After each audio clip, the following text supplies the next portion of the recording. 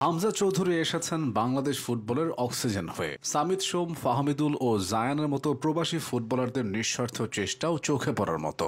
বাফুফের অবজ্ঞা আর অবহেলার মাঝেও তারা শতভাগ নিংড়ে দিচ্ছেন। আসলে তারা স্বার্থ নয়, আবেগের জায়গা থেকেই লাল সবুজকে আপন করে নিয়েছেন। উন্নত দেশের আধুনিক সুযোগ সুবিধার মাঝেও তারা এসেছেন নারীর টানে। এক যুগ আগের কথা, জামাল ভুঁইয়ার মাধ্যমে প্রবাসী ফুটবলের যে ভিত তৈরি হয়েছিল এখন তা পূর্ণতা পাচ্ছে।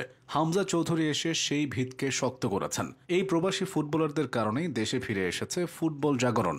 বিশেষ করে বললে হামজা চৌধুরীর কারণে। ইংলিশ প্রিমিয়ার লিগ খেলা এই ছেলেটা বাংলাদেশের হয়ে মাঠ মাতাবেন, একসময় সমর্থকদের কাছে বিষয়টি ছিল রূপকথার মতো। তবে এখন সেটা বাস্তবতা। সামিদ সোমকে নিয়ে আলাদা করে বলতে হয়। কিছুদিন আগেও দেশের ফুটবল পাড়ায় খুব একটা পরিচিত ছিলেন না সামিদ। এখন হামজার পর তিনি বাংলাদেশ ফুটবলের সবচেয়ে বড় তারকা। সামিদের বাবা মা জন্মসূত্রে বাংলাদেশী, তবে তার জন্ম ও বেড়ে ওঠা কানাডাতেই। সেখানেই তার ফুটবলের হাতেখড়ি। খেলেছেন কানাডা জাতীয় দলের হয়েও।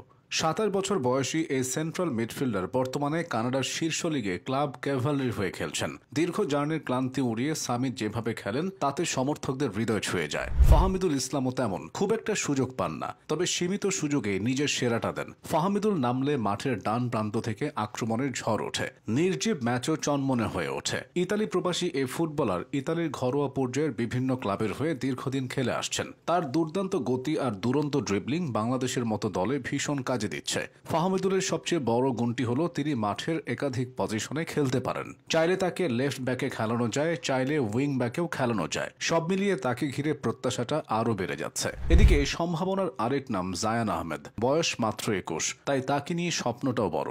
জায়ানের বাবা শরীফ আহমেদ, যিনি 90 দশকের শুরুতে তখনকার শীর্ষ লিগ ঢাকা প্রথম বিভাগ ফুটবলে ইস্কাটন সবুজ সংঘের হয়ে 2 বছর খেলেছেন। বাবার পথ ধরেই ছেলের ফুটবলে আসা। খেলেন লেফট ব্যাক হিসেবে। ভার্জিনিয়ার জর্জ ম্যাসন বিশ্ববিদ্যালয়ের হয়ে জায়ান স্পেন, ডেনমার্ক সহ ইউরোপের বেশ কয়েকটি একাডেমিতে অনুশীলন করেছেন এবং টুর্নামেন্টও খেলেছেন। 2025 সালের সেপ্টেম্বরের শুরুতে ভিয়েতনামে এএফসি অনূর্ধ্ব 23 এশিয়ান কাপের বাছাই পর্বে বাংলাদেশের হয়ে অভিষেকে দুর্দান্ত পারফরমেন্সে ডাক পান জাতীয় দলের ক্যাম্পে। তরুণ লেফট ব্যাক অনূর্ধ্ব 23 দলে ভালো খেলেছেন। জাতীয় দলে এসে হংকংয়ের বিপক্ষেও জাত চিনিয়েছেন। রক্ষণ সামলানো থেকে শুরু করে আক্রমণেও বাড়তি শক্তির যোগানদাতা হিসেবে নিজেকে জায়ান মেলে ধরেছেন। শেখ মোরসালিন কিউবাদের সঙ্গে তার লিঙ্ক আপ প্লে নতুন আশার সঞ্চার ঘটিয়েছে বাংলাদেশের ফুটবল ভক্তদের মনে। মাঠ জুড়ে জায়ানের উপস্থিতি ছিল স্পষ্ট।